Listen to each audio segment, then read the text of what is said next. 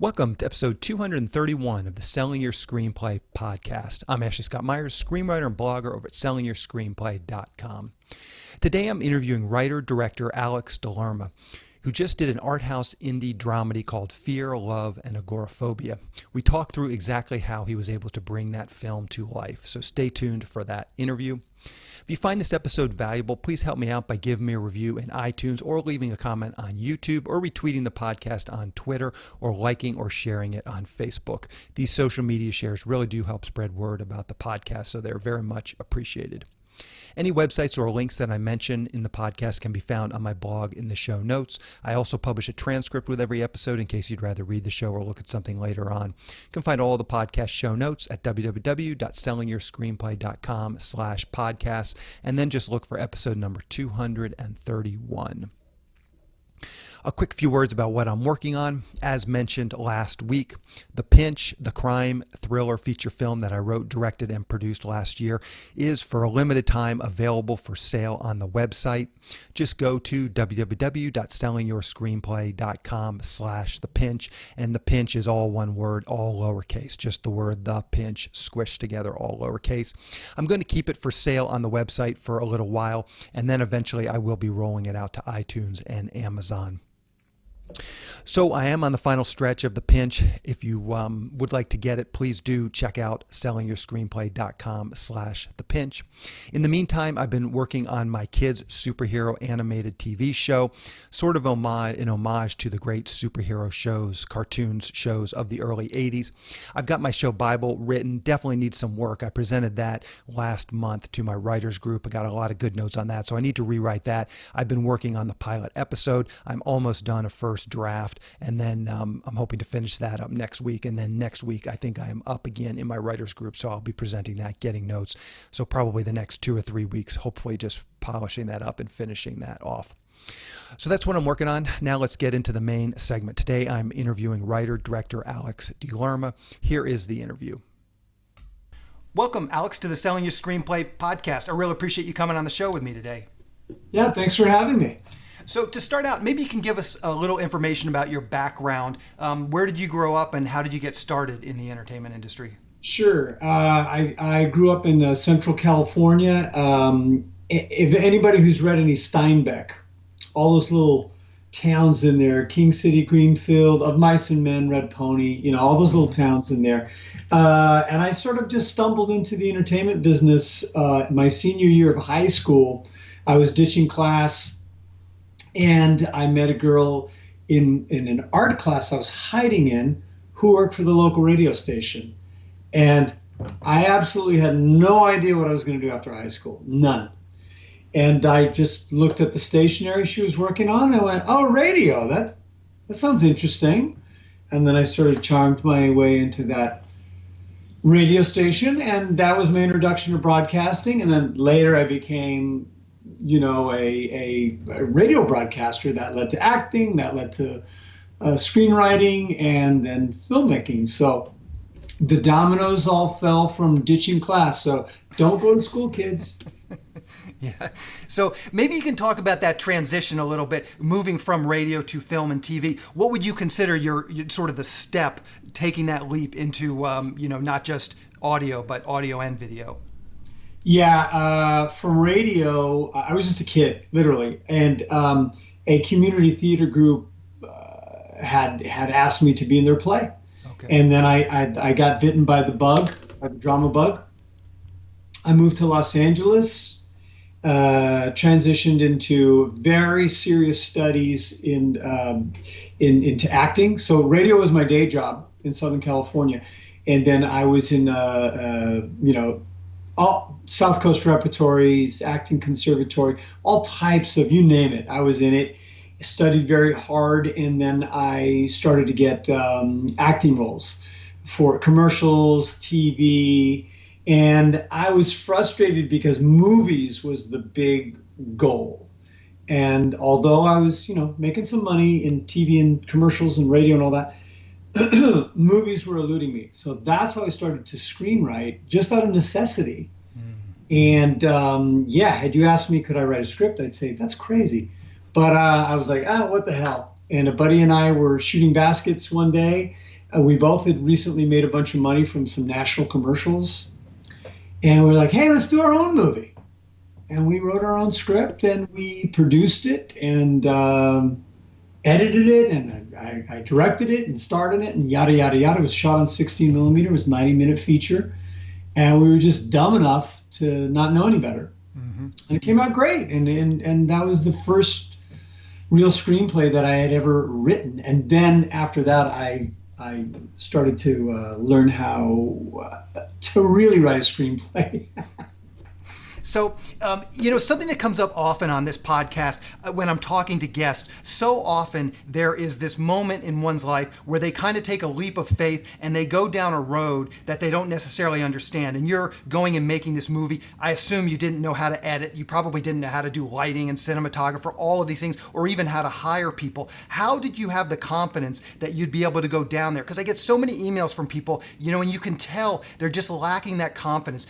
How do I know how to get a good cinematographer? How do I know if my, director is doing a good job? All of these sorts of questions that are very hard to answer. And when you're going into these things, you definitely don't know the answer, but sometimes you need to just, leap in first. How did you have that confidence to do that?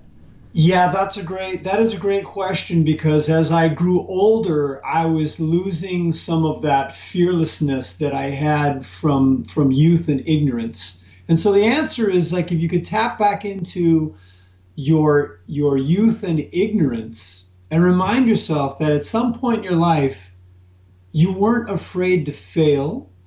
You just went for it. I mean, I'm sure there were times when I was a kid, I didn't want to do something because I was afraid I was going to get hurt or whatever. But generally speaking, I would try just about anything unless I thought it was going to kill me.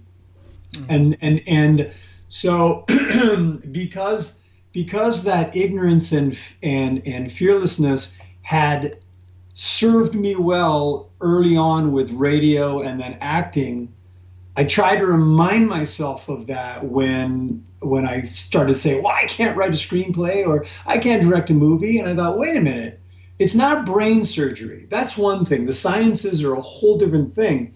And certainly you do need to have mentors and instruction, and you need to know your craft as a writer, as an actor, whatever.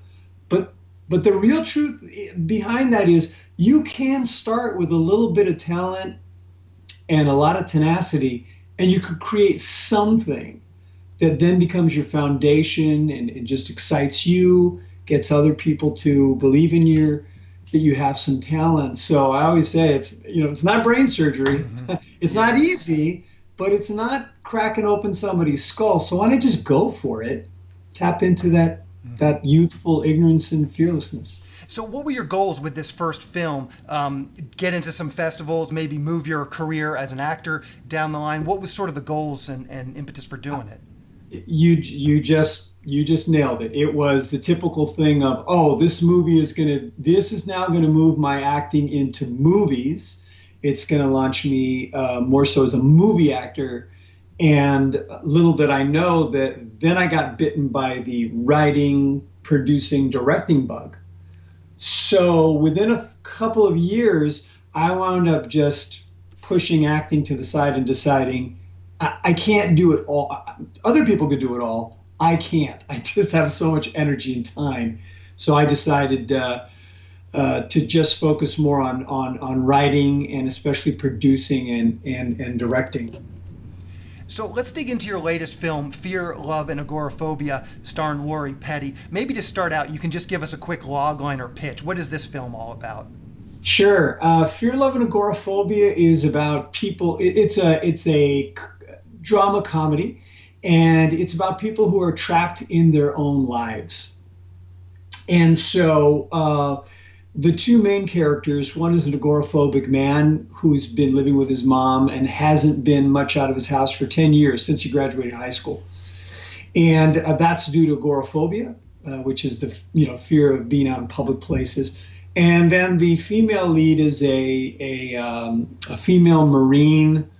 Her husband is serving a life sentence in prison. So because of her sense of honor and duty and her commitment to her husband, she's kind of trapped in her marriage and all her funds run out from trying to help her husband, and she's living in a van. And so all those three characters, through different circumstances, are just trapped within their own lives. And so that's what the whole movie is about. I wanted to explore that, because I think all of us at some point feel incapacitated or just trapped within our own lives for a number of reasons. Mm-hmm. And we just feel paralyzed. So I wanted to just play with that a little bit, and it worked out really great. Perfect. So where did this idea come from? What is the genesis for this?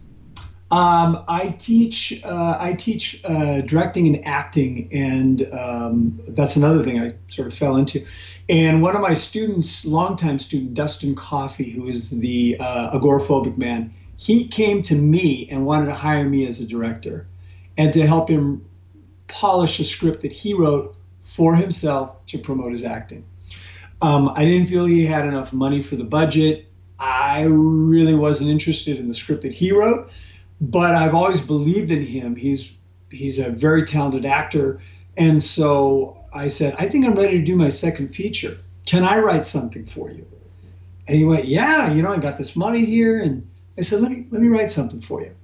And then I pitched him the idea of, how about let's explore this loneliness, depression, being trapped, but do it in a unique way. And you'll be this agoraphobic man. And he knew a little bit about that. He had a friend that suffered from that.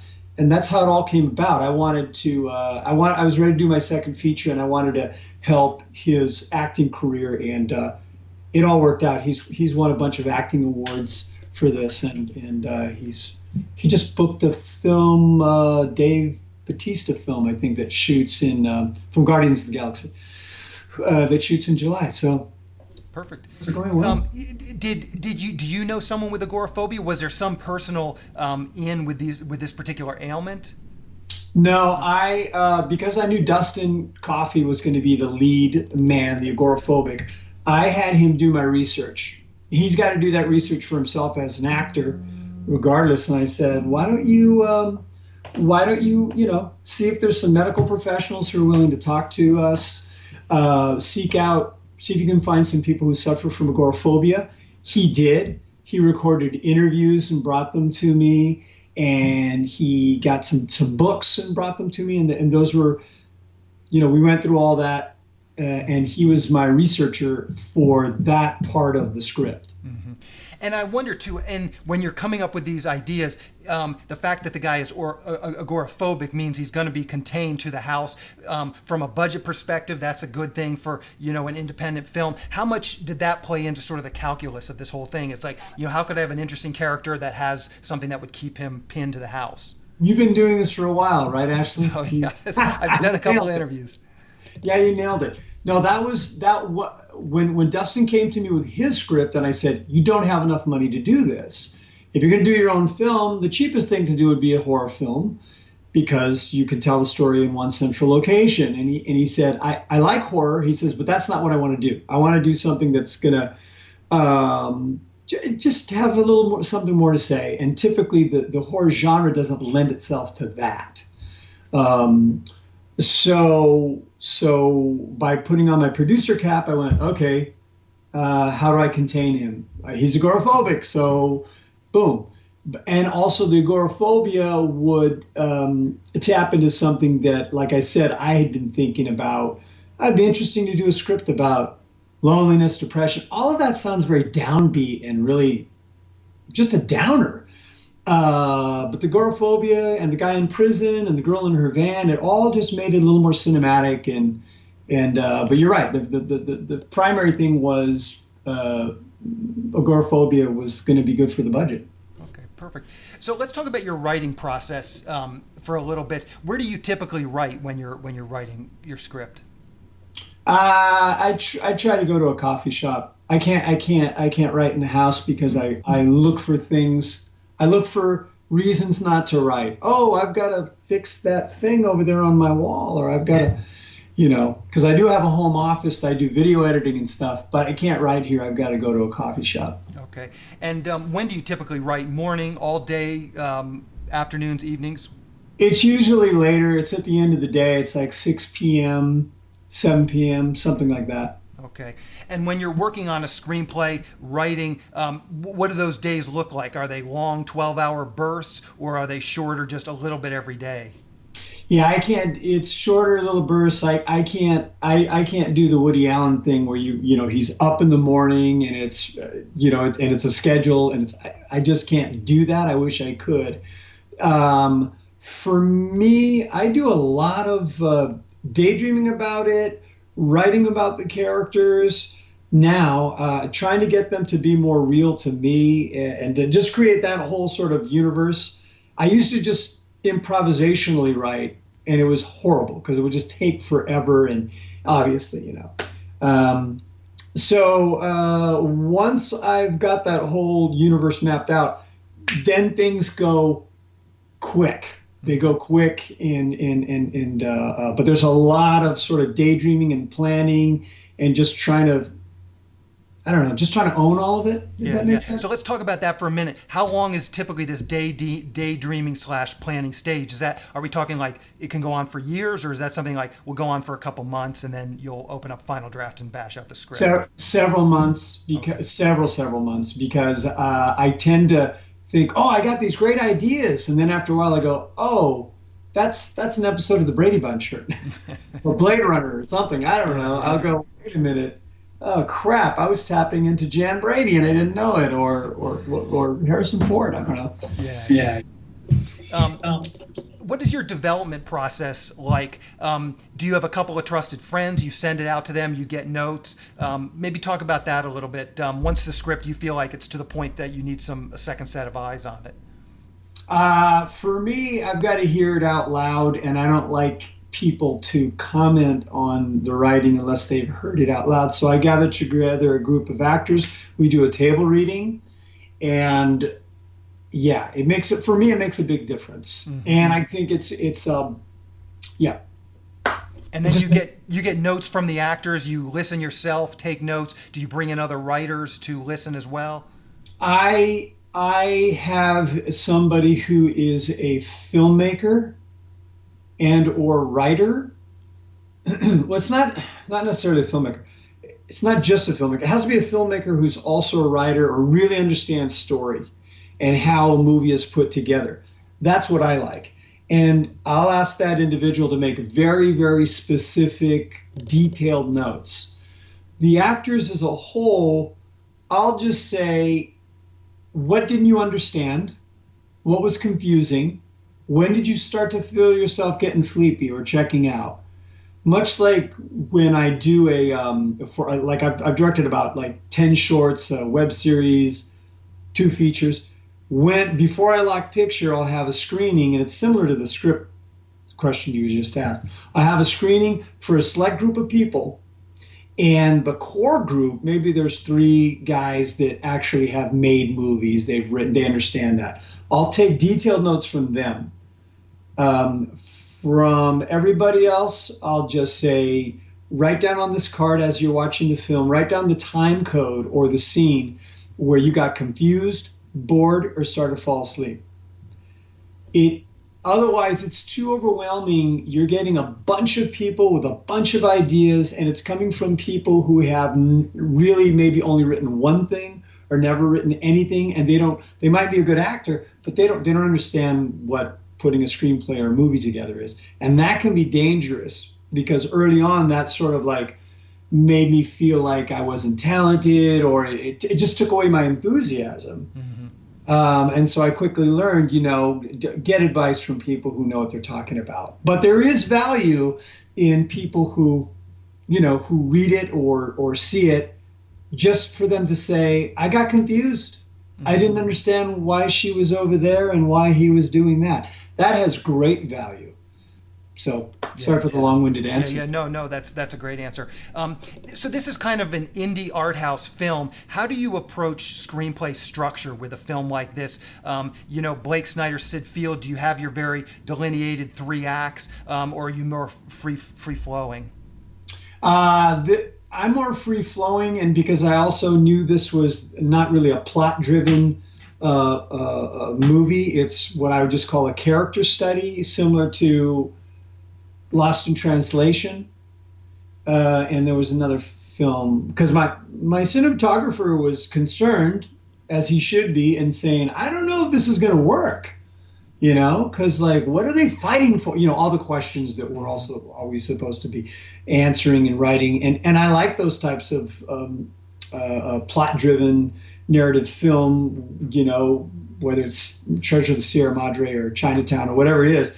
But that's not this. So this was very flowing, and I wasn't concerned about a certain page count. By page 25, he's got to do this and she's got to do that. As long as I wasn't boring people, I knew that would work. And I needed two really, really strong actors to carry the film, and they do the leads. Lori Petty is more of a supporting, and she was important for the film too, but it really rests on the shoulders of the female Marine and the agoraphobic man. Yeah. Okay, perfect. Okay, so once you're done with the script, you have a draft that you're ready to start, I guess, green lighting. Did this actor, did he have the full budget, or did you guys have to go out and raise some additional money? No, he didn't have the full, well, he did have the full budget for the original script I wrote that was just about him, but it was boring. I said, we got to open this up. Let's bring in this female character, this Marine. And then that doubled the budget. But I was now emotionally invested in it. And I said, yeah, I'm going to be the other. I'm going to go ahead and not just be the writer director. I'm also going to be an executive producer on this and put money into it. And then we still didn't have enough money. And we did crowdfunding for the remaining funds. And that's how this particular feature was done.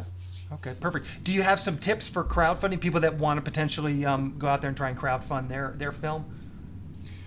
Sure. What helped us was shooting. I shot a scene that was from the script, and I shot it with the intention of using it for the crowdfunding campaign. So that it would be, color corrected, it would have good audio, and it would be, I made a talking picture, not a moving picture. So I selected the only scene where there's actually some action, and it's just very engaging. They're in a car and things happen. So I shot that thinking, okay, 8 months from now when we're going to shoot this movie, that scene's already done. And I can put it in the movie. But right now it's serving the purpose of showing people in this crowdfunding campaign that I'm serious. Here's an example of what the film's going to look like. Here's the two lead actors, and they can hear the dialogue, and they'll either like it or they won't like it. And people were impressed with that and went, they're not just talking about it. They've already shot, already shot at the scene. I only need 99 more to go. Yeah. So, okay, perfect. I wonder, too, if you can just talk about the casting process for getting someone like Lori Petty, who has some name recognition. Maybe you can talk about the process. I get emails again just all the time. People are saying, how can I get this particular actor in my movie or that particular actor in my movie? And maybe you can talk about your process. Did you guys hire a casting director? Did someone that you knew had a relationship with her? Maybe you can just talk about that path of getting her in the film. Yeah, you just threw out multiple things that everybody should write down and remember. It really is, contacts who you know. I knew this casting director who is now retired. His name is Joseph D'Augusta. He played a small part in my original feature film. And then so we had a relationship. So then I could go to him for my second feature, Fear, Love, and Agoraphobia, to reach out to Lori Petty's manager or agent. I can't remember which one it was, because just regular people like you and I can't pick up the phone and make an offer to an agent. They won't accept it. They won't accept it as a legitimate offer for their name, actor, or client. So it's this dumb process. To me, I'm like, why wouldn't you want this money? Who cares who it comes from, But to legitimize yourself, you either have to hire a casting director or negotiate something with them. All I needed really a casting director was to get my name actor. That's it. Because I had already cast all the other actors on my own. Most of them were my students, who were very, very talented. and it was a co-production through that acting directing studio. So anyway, Joe D'Augusta was the guy that was able to connect us with Lori Petty and help negotiate the deal, and she did great. It was good to have that name actor there. Yeah. And so how important do you think having a name like that has been, maybe with film festival submissions and also submissions to distributors? I don't even have to answer the question. You just did. So very important is the bottom line. Yeah, it really is. And I learned that from my first feature, that you think, it's a great script and it's got a lot of heart and soul, and Robert Redford's going to be crying in the aisles when he sees this in Sundance. And unfortunately, the indie film scene has changed from those days of I think probably the early '90s would be the whole Clerks, El Mariachi era, right? Yeah.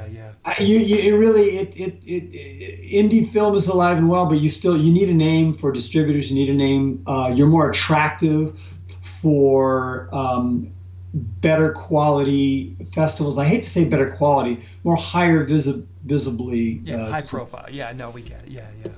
So, well, perfect. What advice would you have for people that are looking to break into to TV or film as a screenwriter? As a screenwriter, boy, I really fallen in love with it now. I really do enjoy writing, and I wish I had more time for writing. I went into it out of necessity, but if I was going to go back in time and I was going to give myself advice, I would say start developing. Just write as much as possible. Treat it like another job, like the Woody Allen thing. Just write and write and write and write and write, and then just with your own friends, because now we have technology. Anybody can make a little movie for themselves on their iPhone or their Android or whatever. That write some short or take a scene from your feature or write a short and actually produce it for yourself, not to put out into the world. There's something about being able to see. You can write all day long, but I learned so much from actually being able to produce, direct, and edit and screen my short films as well as the 2 features. It taught me so much the next time I went to write something, because then as I was writing, I go, oh, the director doesn't need that, or he's going to need this, or, oh, we can do this through behavior. We don't need dialogue. I became such a better writer by understanding the other parts of filmmaking, and you don't have to pay money to do that. You literally could just get some friends together and, hey, and then edit it together on your phone, and it just taught me so much. Yeah, for sure. Anything you've seen recently that you recommend? TV, Netflix, HBO? I just like to end the interviews just by getting some maybe recommendations from the guests of what they're watching. Only if you give me a recommendation. So, okay, yeah. I would say and maybe I'm behind the times, but I finished up a couple months ago Black Mirror on Netflix, and I thought it was one of the best shows I've ever seen. I just really enjoyed it. So that's my recommendation. If anybody hasn't checked out that, I definitely recommend it. Yeah, I came into Black Mirror late as well, and I liked it as a very dark, Twilight Zone-y. Mm-hmm. Yeah, it was cool. I came into Peaky Blinders late, and I'm loving that. That's on Netflix, Peaky Blinders. Okay. I just saw, oh God, what a memory I've got. I saw a film a few weeks ago. It's called The Rider. Amazing. It's a very, very, very low budget film. It has won awards and things at the Cannes Festival, Sundance, and it's by a filmmaker. She was born in China. She's Chinese.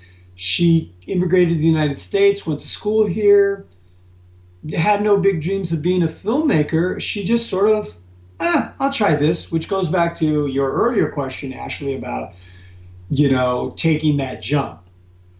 And she was very successful with her first feature, and now the second one, it's won all those awards. It had a limited national release. I saw it here in Los Angeles, and I just loved it. It also reminded me a little bit of my own film. It's character driven. It's not really plot driven, and it takes place on this Indian reservation. None of the actors are actors; they're real people, but it's not a documentary. And it was so interesting to see how she pulled that off and how she got non-actors to do this. And you can see that they don't really have a big budget, but the cinematography is beautiful, story's really good. I would really recommend that film to inspire screenwriters and filmmakers who think, I don't have money, I don't know anybody who's rich, how am I going to do this? It'll inspire you. Perfect. Yeah, I'm going to check that one out for sure. So how can people see Fear, Love, and Agoraphobia? Do you know what the release schedule is going to be like? Yeah, we had our video on demand release, I think like a month ago, something like that. So it's full steam ahead on iTunes, Google Play, Amazon. You could stream it on any of those platforms. There's also DVDs available on Amazon, and our first territory outside of the United States, we've got some kind of a deal happening in China. Oh, perfect. So they'll be seeing it there. So it's now we're now growing. So very happy with that. Yeah. So cool. So what's the best way for people to keep up with what you're doing? Twitter, Facebook? I know you had a website I saw that talked about some of your acting classes. You can just tell us all of that type of stuff. Anything you're comfortable sharing, I will round up and put in the show notes. Sure. For Fear, Love, and Agoraphobia, you can go on Facebook or Twitter or Instagram and just type in Fear, Love, and Agoraphobia, and then you'll see what's going on with us. And then we have a website, www.fearloveandagoraphobia.com, and there's tons of interviews and awards and trailer and just good stuff there. And you can contact us if you like. So yeah, that's Okay, it. Perfect. I don't mind if you plug your acting classes too. Can you tell people maybe a little bit about that? Do you have a website that I can link to on those? Sure. If anybody is an aspiring filmmaker or actor, I taught for many years at the UCLA Extension for film studies. And so I simultaneously created this place called the Cinema Gym, which is my own acting and directing studio. And it's located in Burbank, and you can go online and you can find our website at www.thecinemagym.com. And like I said, it's for actors who are interested in really understanding and learning the nuances of acting for camera. I was always taught that there's no difference between acting on the stage and the camera, and that's simply not true. And also for directors to really understand the complexity of directing performance, which can be equal to or even harder. I think it's harder than even directing camera, because you get a camera, it's got an instruction manual, and you can figure it all out, and it's going to do exactly the same thing every day. And in a movie, you get a group of individuals, actors who are different. They're from different philosophies. They're different ages. Kids who you can't talk to them the way you would as an adult. Somebody who's really elderly. That's a very interesting challenge to direct some elderly actors. So we're doing all of that and shooting it, and it's a blast. And we're also producing our own original content. I think we've got 3 things now. We did a web series called You Solve. We did Fear, Love, and Agoraphobia, which is my current film. And then we're just wrapping up shooting a short film called Mortal Coil. And my hope is to just do a project, every year to just help my directing and acting students get some real stuff out there. Yeah. Okay, perfect. Well, I will link to that in the show notes. Alex, I really appreciate you coming on talking with me. I wish you luck with the film. Thank you very much. Hey, thanks, Ashley. I just want to talk quickly about SYS Select. It's a service for screenwriters to help them sell their screenplays and get writing assignments. The first part of the service is the SYS Select Screenplay Database. Screenwriters upload their screenplays along with a logline, synopsis, and other pertinent information like budget and genre, and then producers search for and hopefully find screenplays that they want to produce. Dozens of producers are in the system looking for screenplays right now. I launched this service at the beginning of this year, and we've already started to see some success stories. You can check out SYS podcast episode 222 with Steve Deering. He was the first official success story to come out of the SYS Select database. You can learn more about all of this by going to sellingyourscreenplayselect.com. When you join SYS Select, you get access to the screenplay database that I just mentioned, along with all the other services that we're providing to SYS Select members. Those services include the monthly newsletter that goes out to our list of 400 producers who are actively seeking writers and screenplays. Each SYS Select member can pitch one screenplay in this monthly newsletter. We also have partnered with one of the premier paid screenwriting leads sites, so I can syndicate their leads to SYS Select members. There are lots of great paid leads coming in each week from our partner. Recently, we've been getting 5 to 10 high-quality paid leads per week. These leads run the gamut. There's producers looking for a specific type of spec script to producers looking to hire a screenwriter to write up one of their ideas or properties. They're looking for shorts, they're looking for features, TV and web series pilots, all types of different projects. If you sign up for SYS Select, you'll get these leads emailed directly to you several times per week. Also, you can get access to the SYS Select forum, where we will help you with your logline and query letter and answer any screenwriting related questions that you might have. Also in the forum are all the recorded screenwriting classes that I've done over the years, so you'll have access to all of those as well. The classes cover every part of the writing process, from concept to outlining to the first act, second act, third act, as well as other topics like writing short films and pitching your projects in person. Once again, if this sounds like something you would like to learn more about, please go to sellingyourscreenplayselect.com. Again, that's sellingyourscreenplayselect.com. On the next episode of the podcast, I'm going to be interviewing writer and producer Rod Johnson. He's produced a number of low-budget, gay-themed films over the last few years, so we talk about his career, which creatively started when he wrote a children's book. We talk about that. That ended up leading him to writing for Disney, and now eventually he has found his role as a producer, producing these low-budget, gay-themed films. So we talked through his whole career, how he got his foothold, how he advanced from one stage to another. So keep an eye out for that episode next week. To wrap things up, I just want to touch on a few things from today's interview with Alex. There's a lot of great information in here. Alex was very kind to come on and talk to me, very transparent, and gave us a lot of really good inside information about producing one of these types of films, these art house dramedies. I especially like how candid Alex was about finding the actor who wanted to fund the film. Well, this isn't something you hear a lot about because producers don't really want to talk about it. It's a very common thing in independent film, basically getting an actor to pay to play. Actors make good partners in these sorts of relationships because they get a lot out of the success of the movie. If the movie is a success, they will benefit a tremendous amount because obviously they are the face of the film.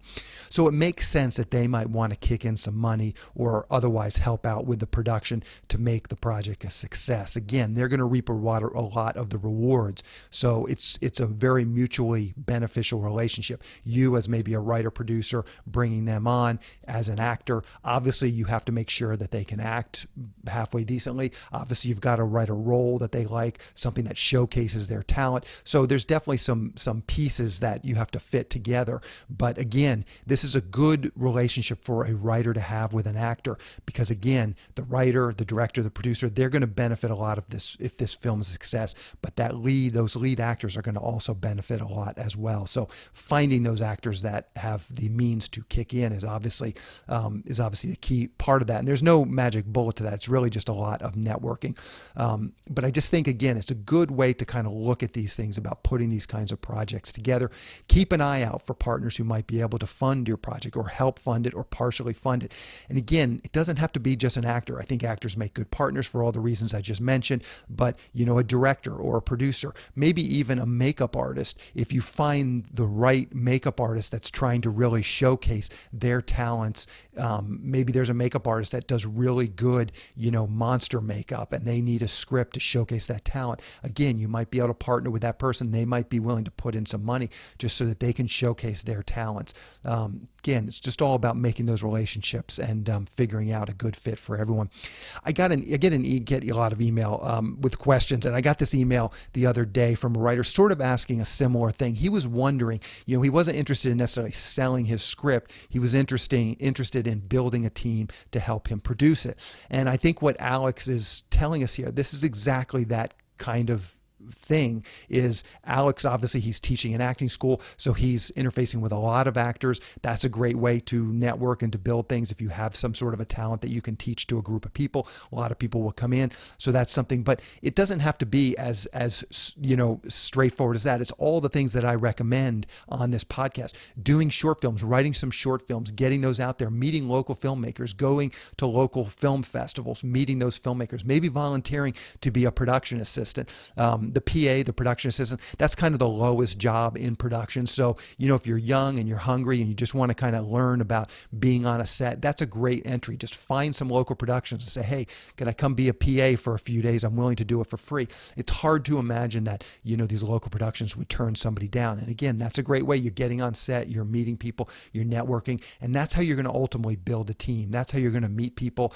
You're going to find people that you click with. Some people you're going to think, wow, that person's really talented. I want to work with them. And getting to know people on somebody else's production, it's a great way because you'll see them in their sort of real life, how they really act. And you'll see the people that are hustlers, are smart, are creative, are talented. You'll be able to see those people in their environment being talented, as opposed to maybe the people that are slacking, maybe the people that are not so talented. So again, it's a great way to get on set, meet people, and build your own team of contacts that could potentially help you down the road. So I think all this stuff is kind of it's all tied together. It's all everything I recommend sort of comes full circle to what I'm talking about with building these teams. And I think Alex, again, it's a real world example of how someone was able to put a film together through networking, through producing, meeting people, and getting the right people in place. And his film came together. Anyway, that's the show. Thank you for listening.